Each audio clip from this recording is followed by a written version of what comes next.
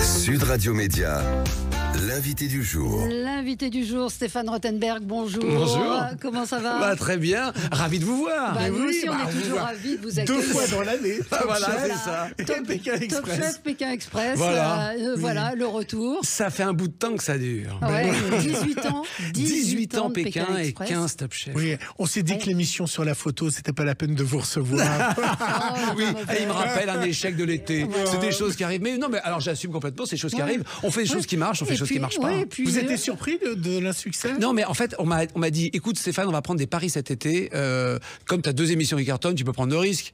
Comment tu veux qu'une fois qu'on te présente ça comme ça, que tu dises, bah oui, bon, bah d'accord, ok. Non, On mais... savait que c'était des gros paris. Ouais, Les mais en émissions plus, de TT. c'est bien de parier. C'est Ah bah bien oui. d'aller sur des formats différents et de se dire, on va essayer des choses plutôt que de Exactement. se cantonner. On est obligé. Voilà, c'est plutôt une bonne stratégie. Et puis vous êtes mieux passé que moi pour le savoir, globalement, on va voir de statistiques, c'est 80% des nouvelles émissions qui stallent. On le sait. Donc on sait qu'on a ce statistique-là à peu près. C'est vrai depuis que la télé est télé. Donc en tous les cas, depuis au moins qu'on essaye de faire en sorte que quand il y a un public qui vient pas, on arrête. Ce qui paraît à peu près logique. Bah oui. Donc voilà. Mais c'est vrai que M6 ose. Oui, c'est ça, on ose. Alors, Stéphane Rothenberg, Oui. Pékin Express, Oui. Top Chef. Par quoi on commence? Fromage ou dessert? Pékin, c'est le plus, c'est Pékin, ce qui arrive c'est le ce soir. premier. Voilà, Allez, Pékin, exactement. Pékin, c'est ce soir. Donc, Sur les traces du Tigre d'Or. Tigre d'Or. Est-ce que c'est pas des beaux titres, tout ça? Ah bah ça fait rêver. Est-ce que vous savez On a- pourquoi le tigre? Non. C'est pourquoi dit le en tigre? début d'émission, allez-y. Ouais. Alors, Moi, je l'ai pas vu. c'est un animal qui est déifié dans les 3 pays dans lesquels on va. C'est vraiment un animal sacré. Alors, bien sûr, il y en a très peu. Il y en a encore visiblement quelques-uns à l'état sauvage, peut-être en Malaisie, peut-être dans les jungles comme ça. Il y en a très très peu. Mais en tous les cas, on en voit partout. Même dans les pubs, il y a à chaque fois qu'il y a un café, un restaurant, des jus d'orange, il y a des photos de tigres. Bon, c'est un animal. Ouais, c'est vraiment le point sacré, commun de ces ouais. 3 pays. Ouais. C'est déifié, sacré, divinisé. Donc les 3 pays. On démarre avec l'Indonésie à Bali. Ouais. Ensuite, on va en Malaisie. Et ensuite, on finit au Vietnam, à Hanoï, la finale. Mais on a fait la baie d'Along, on va faire le Khao Jen, on va faire Kuala Lumpur, plein de choses. Ouais. Et je vous propose d'écouter la bande-annonce. Je suis ébahi par ce qui m'entoure. Pékin Express est de retour. Waouh! Indonésie, Malaisie, Vietnam. Ces 3 pays ont en commun leur passion pour le tigre. Ici, le tigre est sacré. Je sens plus mes cuisses ni les mollets. J'arrive pas à respirer. Je vais jamais tenir, frérot. Si, tu vas tenir. Vous allez affronter un monstre. Eh ben, on va faire équipe ensemble, apparemment. Vas-y, on est des champions! Oh, d'entrée. L'hospitalité déjà, elle est incroyable. Bon appétit. Pékin Express sur les traces du Tigre d'Or. Jeudi 8 février à 21h10 sur M6.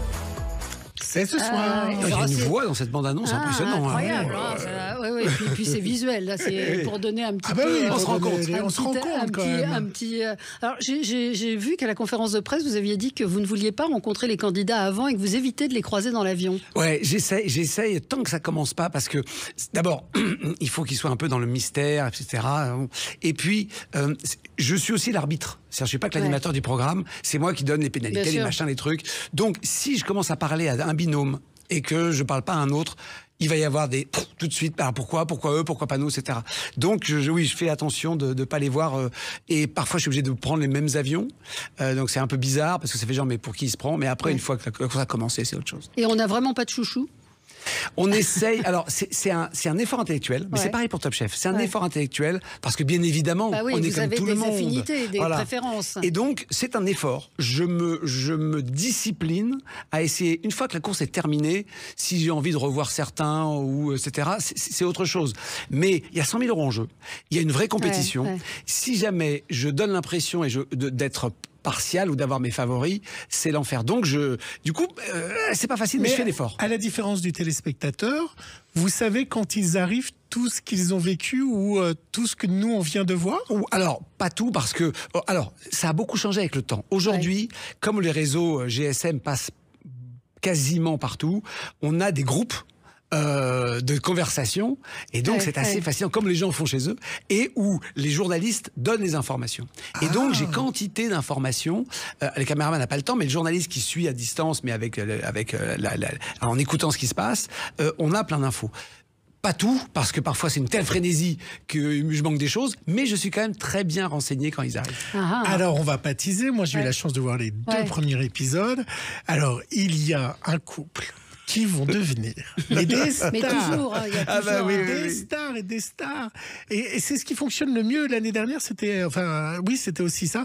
C'est le couple qui n'est pas censé se connaître. Et qui les binômes d'inconnus. Les binômes d'inconnus. D'accord. C'est celui-là que vous avez repéré, Gilles. D'accord, c'est intéressant. C'est pas celui-là que vous avez repéré. Non, mais ça aurait pu être... On a aussi des potes commerciaux qui sont énormes, qu'on a entendu dans la bande-annonce. Mais ok. Non, mais je comprends très bien. Le binôme d'inconnus, c'est... Valérie, Riyad et Louison. Voilà. Riyad, c'est le sport à fond. Le coach sportif. Le coach sportif. Être fort est une volonté dans la vie. Pas un objectif. Voilà, on le voit à l'image. Ah oui, il est taillé. Pas très intellectuel. Alors, faut pas lui dire des mots très compliqués. Son but a été d'être fort dans la vie. Oui, voilà. Et pas forcément dans le premier épisode, il comprend pas ce que dit son binôme sur des mots compliqués. Et à côté, c'est un petit gros. Donc, complètement son opposé, mais... On va découvrir... Mais qui parle parfaitement l'anglais, mais qui a fait ses humanités, et qui a effectivement... donc c'est une complémentarité, on va dire. Oui. Ils vont vraiment... Le but d'être fort n'a pas été... Enfin, être fort n'a pas été son but dans la vie. Voilà. Et on va découvrir que chacun, ils ont un tel grand cœur que la fusion va être incroyable, mais parce que derrière, il y a un vrai amour et un vrai cœur. Je ne sais pas si vous avez ressenti ça. Oui, alors, c'est vrai que le binôme d'inconnus, c'est un pari très compliqué pour nous, parce qu'on essaye de prendre toujours des gens très opposés, mais quand les gens sont totalement opposés, ça fait un peu pchit, parce qu'ils ne s'entendent vraiment pas. Et du coup, même pour nous, éditorialement, ça fait souvent pchit, ils sont éliminés très vite. Il faut qu'on soit capable de trouver les opposés, mais qui ont au moins un point commun sur lequel ils se rassemblent. Là, objectivement, c'est le goût des autres. Ils sont avec les locaux, ils sont vraiment très opposés. Quand il y en a qui dit moi je suis fort, je dis ma force ça m'a jamais intéressé dans la vie. C'est pas mon objectif. Faire du sport, drôle. Aucun intérêt, mais d'où à où. Mais quand ils sont avec les gens, eh bien, alors il y en a qui parlent pas anglais, il y en a qui parlent très bien anglais, donc ça aussi mais c'est très marrant parce que là il y a leur point commun. Et du coup effectivement, parfois ils ont envie de s'étriper, mais vraiment. Et puis parfois ils ont envie de se prendre dans les bras. Et là on a réussi quand on a ça. Ouais, donc ça c'est l'alchimie qui marche. Le petit point commun. Alors il y a évidemment chaque année des nouveautés. Oui. Cette année. Alors on a fait un drapeau blanc. Alors le drapeau blanc, on se crée toujours des petites règles pour leur compliquer la tâche en stop. Le drapeau blanc, c'est une sorte de joker qui vous permet d'être qualifié quoi qu'il arrive. Mais on peut vous le piquer sur la route. Ça fait qu'on crée des sortes de jeux de cache-cache géants. On se planque dans un pick-up, on se planque à l'arrière d'une boutique, on se planque derrière un arbre ou un palmier pour garder ce drapeau blanc jusqu'au bout. Ça crée des situations hilarantes. Moi, j'aime bien effectivement résumer Pékin en disant c'est l'aventure et c'est l'humour. C'était pas forcément le cas au tout début de Pékin. Et on s'est rendu compte qu'on riait sur Pékin et on a pris ça finalement. On a pris des gens. On préfère des gens compétiteurs mais qui se prennent pas au sérieux que des sportifs, que des gens qui vont être très premier degré tout le long. C'est pas Koh-Lanta, c'est un peu ça. Ils sont c'est une aventure très dure, il y a des stratégies très compliquées. Là, il y a une partie d'humour qui est vachement importante. Là, ils vont grimper un volcan. Ah non, c'est physique. Ça, je peux vous dire que c'est très violent le volcan dans l'épisode 2. Ah non. On est d'accord quand même que là, on les pousse, mais ils ont tous souffert. Ils ont souffert et moi je trouve génial que des gens s'inscrivent en disant je ne suis absolument pas taillé pour le faire, mais je veux le faire. Alors, je veux pas donner des clés dans les castings, mais c'est vrai qu'on adore les anti-héros. On aime bien avoir effectivement un Riyad qui est un vrai sportif, mais on aime bien des gens qui disent soit j'ai plus l'âge, mais je veux le faire quand même. C'est le seul... Alors, la directrice de casting me dit toujours, elle fait plusieurs émissions différentes, elle me dit, tu sais Stéphane, il y a souvent une sociologie ou un profil dans chaque émission. De Koh-Lanta, même où chiffrer les lettres. Elle me dit, mais là, sur Pékin, j'ai 18-72. J'ai des riches, des pauvres, des costauds. Et elle me dit, c'est étonnant. Le point commun, c'est, je veux y aller. Quand même. Et c'est les profils les plus variés qu'elle connaisse pour une émission de télévision. Il y a combien de demandes? Alors nous, on s'arrête, parfois on s'est un peu débordé par la machine. Au post-Covid, on faisait jusqu'à 90 000 candidatures, 92 000. Là, on s'arrête à 40 000 parce qu'on n'arrive plus à traiter. Après, c'est une question de gestion pour nous. Bien sûr. Déjà 40 000 candidatures, c'est énorme. Ouais. Alors, la première question, c'est 45 jours, on perd déjà 80% des gens. C'est bête, mais les gens n'imaginent pas que c'est aussi long. Et il faut bien sûr se projeter jusqu'au bout. Il y en a qui disaient, non mais moi, 15 jours, ça me va va. Ah ben non, Bah nous, non, ça ne non, va pas. Bah non. Faut vouloir avoir gagner. envie d'aller au bout. Ouais. Faut vouloir gagner. Du coup, on perd plein de gens parce que les gens n'imaginent pas que ça dure 45 jours. Et puis ensuite, bien évidemment, ils savent pas que ça se tourne globalement fin août, début septembre. Voilà, il faut pouvoir se mettre en congé professionnel, s'arranger avec son patron, etc. Donc, mais oui, c'est 45 000 personnes. Quand les gens abandonnent, ça veut dire que vous avez raté le casting? Ouais, très clairement. Sauf si c'est physique. Si le pas physique, ça on n'y peut rien. Une chute. Quand c'est j'y arrive pas, j'abandonne, c'est la pire situation pour nous. On avait des milliers de gens qui voulaient y aller, qui étaient prêts à aller au bout. C'est qu'on s'est raté. Ce qui est fou, c'est qu'on arrive, c'est rare, hein, mais c'est arrivé peut-être 5-6 fois en 18 ans. C'est pour nous, on le prend pour nous. Voilà. On s'est trompé. Parce qu'au casting, tout le monde dit je vais gagner. Sinon, voilà. Mais il faut qu'on soit capable de repérer la petite faiblesse qui fait que les gens baissent les bras. Très dur à repérer. Hein. Oui, c'est difficile. Il y a des psychologues ou pas qui participent à la fin peut-être dans la sélection finale? Oui, alors on a effectivement une fois que l'on a passé le casting, avant de présenter à la chaîne le casting, il y a toute la partie médicale et psychologique. Aujourd'hui, voilà, pour des raisons alors médicales, c'est tout bête, hein, c'est qu'il faut il faut être donc c'est pas juste une visite médicale, c'est un truc un peu plus costaud avec des tests sur le cœur, sur le machin, etc. On a parfois d'ailleurs dans le passé, ça fait longtemps, mais découvert des maladies à des gens parce que bien évidemment on fait un vrai check-up, pas ultra complet mais très poussé. Et donc souvent le médecin recale bien 2-3 personnes chaque année. Hein.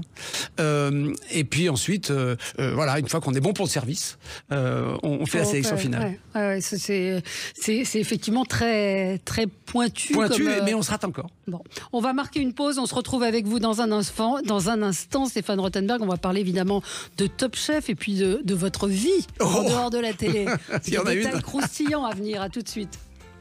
Sud Radio, le supplément média. Le supplément média avec notre invité Stéphane Rothenberg. On va parler de Top Chef dans un instant, mais le retour de Pékin Express, c'est donc ce soir sur M6, 18e saison, sur les traces du Tigre d'Or, 18 saisons. Vous avez retenu quoi de cette saison? Alors justement, ce que je disais, c'est on s'est vraiment marré. Il y avait un nombre d'anti-héros un peu excessif par rapport à d'habitude. Mais du coup, c'est vrai que ça nous a posé quelques problèmes parce qu'au début, ils étaient un peu plus lents que ce qu'on avait prévu. On a un petit peu comme au Tour de France une heure d'arrivée estimée. Hein. On essaye de ne pas se tromper. Et la courbe de progression est réelle. Au début, ils sont très mauvais en stop. Et puis, au bout de quelques étapes, ça va très vite. Là, ils ont une courbe de progression plus lente que d'habitude. Et après, ils sont très bons. Quoi qu'il arrive, ils finissent par être bons. Les dernières étapes. Là, ça met un peu de temps. Mais qu'est-ce qu'on a ri, du coup? Et sur le pays, après, sur les pays en eux-mêmes. Ça, c'est notre... Alors... On était déjà venus dans ces 3 pays, mais il y a plein de choses qu'on n'avait jamais fait. On n'avait jamais fait Kuala Lumpur, on n'avait pas fait cette route dans cet sens, ni dans ces endroits-là. L'Asie, c'est un peu la Madeleine de Proust de Pékin, puisque c'est historiquement la première route, c'est Paris-Pékin, donc Moscou-Pékin. Donc c'est vrai que on aime bien aller en Asie. J'adore l'Amérique latine, l'Afrique, c'est ces 3 continents qui sont nos matrices. On a été un peu en Europe, on a fait des choses, et on aime bien, on alterne. Et c'est vrai que c'est toujours un bonheur. 13 ans qu'on n'était pas allé à Bali. Ça n'a pas beaucoup changé. 13 ans qu'on n'était pas allé sur la baie d'Along, ça a énormément changé. Énormément changé. Dans quel sens? En bien, en mal? Il y a beaucoup de villes de tourisme. Voilà, ça a beaucoup changé. Ça reste sublime. Hein. On n'a jamais été dans le Nord-Vietnam. Incroyable. On n'avait jamais fait Kuala Lumpur. J'ai pris une claque. La Malaisie, pour le coup, a beaucoup changé, mais pas forcément mal. Hein. C'est des pays qui évoluent, qui changent beaucoup. C'est fascinant de revenir comme ça après 13 ans. Ce qui a changé en 18 ans, c'est les réseaux sociaux. C'est vrai que les candidats, c'est d'une violence parfois terrible. On les prépare, Alors, ma première question, c'est est-ce que vous les préparez? Et la deuxième, est-ce que vous n'avez pas peur de la polémique? Parce qu'il y a un couple de 2 femmes asiatiques qui rêvent d'aller au Vietnam. Est-ce qu'on ne va pas dire qu'elles sont avantagées parce que asiatiques? Et évidemment, c'est beaucoup plus facile quand vous êtes asiatique dans un pays asiatique de faire du stop que les autres qui ont des visages européens. Alors c'est un débat parce qu'il y a aussi effectivement des rivalités, des ethnies concurrentes. Enfin bon, c'est pas forcément si sûr. En tous les cas, on les prépare, mais je pense on leur dit préparez-vous. C'est très particulier. C'est pas parce que sur 2-3 réseaux sociaux vous allez avoir 200 personnes qui vont gueuler que ça représente, que c'est représentatif. Prenez beaucoup de recul là-dessus, mais mais je reconnais qu'une fois qu'on est dans l'œil du cyclone, qu'on va se moquer de toi, etc., c'est jamais agréable. Donc on essaye de leur dire, moi j'avoue que n'étant pas de cette génération-là, moi je suis totalement épargné par ça parce que comme je les écoute, je les lis pas, je sais pas. Et c'est vrai que je me mets à leur place, ça doit pas être simple. Alors ça va être génial quand on t'adore, compliqué quand on se moque de toi. Quand on se prend des commentaires. Voilà, c'est raciste. Et ça ne vient jamais. Enfin, on n'arrive pas à le voir venir. C'est fou, c'est que il y a parfois des surréactions sur quelque chose. On est toujours surpris parce que nous, le montage, on le voit pas, on réagit pas, et puis voilà. Parfois, ça part. Pour ce qui est effectivement, on a 2 sœurs asiatiques effectivement qui ont été adoptées, qui sont originaires du Vietnam. L'histoire est incroyable. Elles étaient sûres qu'elles seraient prises si la route était d'Amérique latine. Et donc elles pensaient qu'elles allaient aller en Amérique latine parce qu'elles avaient été choisies. Elles se sont dit, ils vont jamais nous prendre, justement en pensant qu'elles allaient être trop avantagées. En fait, bon, elles sont adoptées, elles ont quitté le pays quand elles étaient toutes petites, elles ont quelques bribes effectivement de Vietnamiens, mais pas du tout de Balinais, de Javanais. Donc voilà, c'est un continent entier. C'est comme si nous on disait, vous êtes français, la Grèce, vous allez aller en Allemagne ou en Grèce, voilà. Donc elles sont complètement paumées à Bali. Elles parlent pas un mot de balinais. Puis ensuite, il y a je sais plus combien de langues en Indonésie, 40. Donc bon courage pour s'en sortir. La vie de Stéphane Rothenberg, c'est des restaurants, on va parler de Top Chef dans un instant, des bistrots. Vous en avez ouvert un nouveau hier. Oui, effectivement, Tata Yo-Yo à la Garenne-Colombe. Et Tata Yo-Yo, il y a des droits pour appeler ça Tata Yo-Yo? Je crois pas, c'est un homme. Le chef, c'est. Non, je crois pas. Alors, c'est Arnaud Delven, un ancien candidat de Top Chef, qui est le chef. Donc on s'est dit la Belgique, j'ai un chef belge, Arnie Cordy. C'est celui qui avait des lunettes. Absolument, qui a été finaliste l'année dernière, qui est un très bon cuisinier. Et puis effectivement, j'ai ouvert Podium avec Glenn Viel. Alors ça rigole pas. Ça rigole chef pas. 3 étoiles. Donc oui, c'est une nouvelle. J'ai commencé pendant le confinement. Alors ouvrir des restaurants pendant le confinement, c'était une sorte de folie furieuse. Mais voilà, et c'est vrai que c'est une passion. Alors qu'est-ce qui vous motive justement? C'est le hasard des rencontres. Et ensuite, c'est parti. Ça a été l'ouverture du bistrot Top Chef. Et ça a été aussi une aventure incroyable. Et il va très bien. Et du coup, on a ouvert d'autres restaurants. J'embarque à chaque fois un chef que j'aime bien. Et on commence. Et c'est vrai que, alors, je continue à animer des émissions de télé. Je pars 120 jours par an en tournage. Mais Dieu merci, je suis pas tout seul. Il y a des dizaines et des dizaines de personnes qui font les restos. Mais oui, c'est une aventure passionnante que celle des bistrots pas parisiens. Mais c'est compliqué, non? J'ai vu. Entre la hausse du prix des matières premières, le personnel. C'est un métier de centimier. C'est-à-dire qu'il faut effectivement, parce que nous en plus on veut faire un bon rapport qualité-prix, on n'est pas à faire payer les choses. À Paris, vous avez parfois des restaurants très branchés où augmenter de 10 € l'addition ne pose aucun problème à la clientèle. Nous, on est vraiment dans un truc, mais c'est passionnant à vivre. Mais oui, je transpire. Mais j'ai vécu les ouvertures de restaurants de mes amis chefs. Ça m'amuse de mettre dans de l'autre côté. Est-ce qu'un jour il y aura un bistrot Top Chef en province? Parce que c'est vrai que vos restaurants sont sur Paris. Et moi, j'ai parlé à 2-3 amis parce que j'ai eu la chance d'y aller. Et c'est vrai que vous avez l'impression d'être dans l'émission. Il y a le décor, les grandes fourchettes. Il y a quelque chose de magique, de toucher presque la réalité de ce qui vous fait rêver en télé. Et j'ai plein de gens de province qui me disent mais il en faudrait un à Lyon, un Marseille. C'est vrai, on pense même Bruxelles, Genève, on pense même effectivement alors parce que la marque est forte. La marque est forte, mais elle est américaine, donc faut qu'on discute avec. C'est pas avec M6, donc c'est vrai que c'est aussi des discussions comme ça. On a pour l'instant pas prévu. On est sur des restaurants, on en trouve plein, mais qui s'appellent pas Top Chef. Mais je garde la proposition ouverte parce que c'est vrai que il faut que je me mette d'accord avec nos amis américains. Ça veut dire qu'il y a d'autres Top Chef restaurants dans le monde? Aucun. On est le seul. Mais c'est pour ça à avoir demandé la marque. On est le seul au monde. Le seul au monde. C'est pour ça qu'on considère qu'on a quand même une singularité. Non, pour l'instant. Ils sont venus manger? Oui, ils sont venus manger, ils étaient surpris de voir le monde.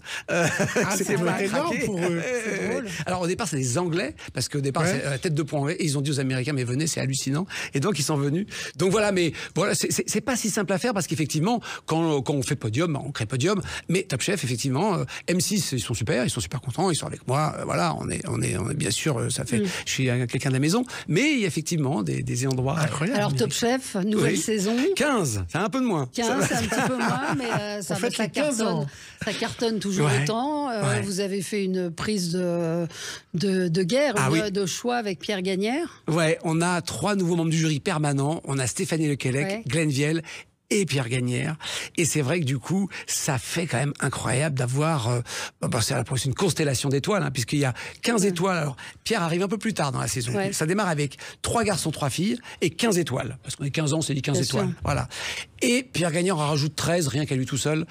Boum, quand il arrive en cours de saison pour battre tout le monde. Mais voilà, je laisserai... Et Hélène Darroze, non? Hélène, toujours là, membre du jury permanent. Voilà, il y a donc Hélène Darroze, Dominique Rennes, Stéphanie Lequelec. Brigade, contre 3 garçons. Oui, parce Philippe Etchebest, Paul Perret. Il y aura 2 brigades et cette année, c'est une brigade de garçons contre une brigade de filles. D'accord. Donc avec 3 chefs filles et 3 chefs garçons. Et 3 chefs garçons. Ils sont 16, 8 garçons, 8 filles dans la brigade. Et à côté, il y a la brigade cachée où Pierre Gagnère, en deuxième partie de soirée, ira entraîner le perdant du soir qui va affronter petit à petit les candidats comme l'a fait notre... Parce que nous, on a un chouchou avec Valérie.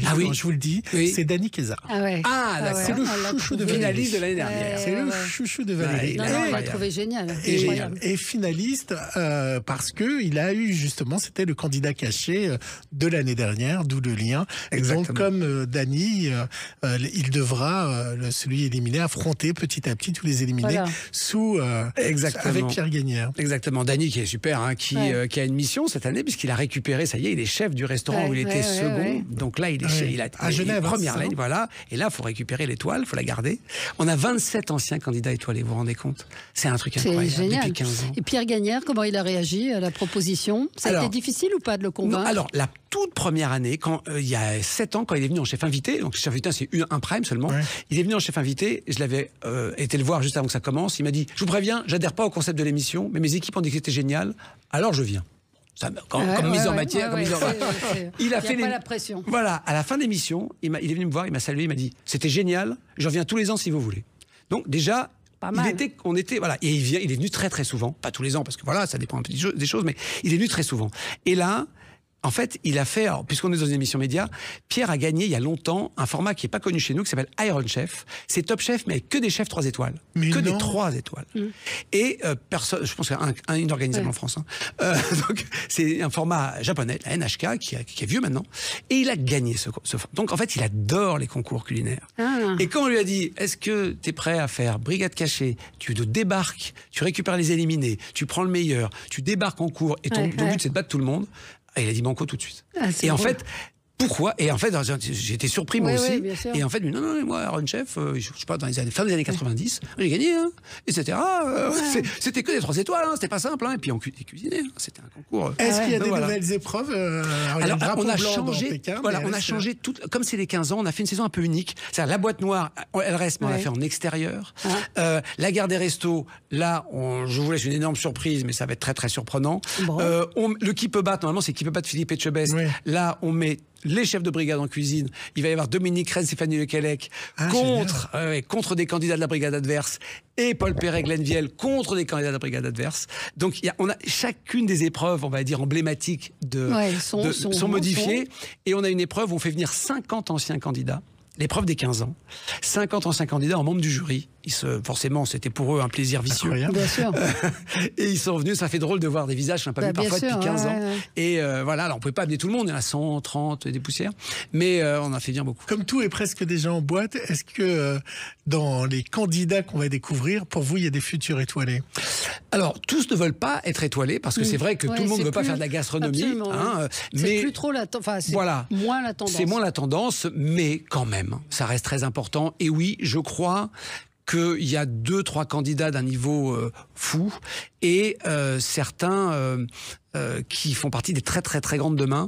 Ils ont déjà été repérés. Alors lorsqu'on a présenté le programme hier à la presse, il y avait des journalistes culinaires et certains étaient déjà un peu repérés par les journalistes culinaires qui eux font déjà les tours de leur resto et ils ont dit dis donc, vous avez réussi à récupérer un tel niveau. Ouais, on aime bien avoir des grosses cotes, des gens qui n'ont pas le profil d'aller loin, un peu comme dans Pékin, mais qui vont déstabiliser la machine, qui ont encore des rôles, on va dire, pas très importants dans les cuisines, et puis des gens qui sont déjà installés installés, qu'on a déjà repérés un peu, qui sont pas des grands chefs, mais qui sont déjà un peu capés et qui essayent, qui tentent leur chance. C'est pas simple un concours. Hein. Non, c'est pas simple. Voilà. Et vous cuisinez? Stéphane Rothenberg cuisine? Pas du tout. Non, j'adore manger. Non, alors, ayant une charge de famille, je sais faire à manger. Ce qui n'est pas pareil. Si je dois me débrouiller pour cuire quelque chose, faire des pâtes, elles seront pas ratées. Mais en revanche, c'est vrai que j'ai ce privilège d'aller soit dans mes restos, soit dans les restos de mes amis, soit etc. Donc c'est vrai qu'à la maison, je reconnais, et ça a beaucoup changé. Ma fille est grande maintenant, mais maintenant, à la maison, c'est incroyable, il n'y a rien à manger, parce qu'effectivement, si j'ai du temps, je vais dans mes restos. Donc en fait, il y a vraiment le minimum. C'est terrible, hein. Quand on ouvre le frigo chez moi, il n'y a rien. Il y a vraiment des trucs parce que voilà, le soir, je rentre tard déjà. Hein. Je rentre à la fin d'un service. Soit je suis en tournage. Vous êtes vraiment sur le terrain. Ouais, je suis dans les restos. Donc, soit je suis en tournage et je rentre à la fin du tournage, soit, et sur Top Chef c'est très tard, soit effectivement je passe au service. Et dans votre nouvel restaurant chez Tata Yo-Yo, il y a du chaud cacao? Il faudrait. Ouais, c'est vrai que c'est une très bonne idée. Mais il faut du chaud cacao chez Tata Yo-Yo. Aller faire un magnifique chocolat chaud. Chocolat chaud, c'est évident. Merci beaucoup Stéphane Rothenberg d'avoir été avec nous aujourd'hui. Un plaisir. Pékin Express, donc regardez ce soir sur les traces du Tigre d'Or. Les fans sont là. J'espère. Ils attendent. Ça commence, ils sont tous Top masqués. Chef, il y a la date de départ ou pas? Pas encore. Ça ne saurait tarder. Ça arrive bientôt. Je suis en train de caler les gens. Bon, on invitera. On devrait avoir Pierre Guénière. Ah super. Eh ben merci à vous. On se retrouve dans un instant pour les débats.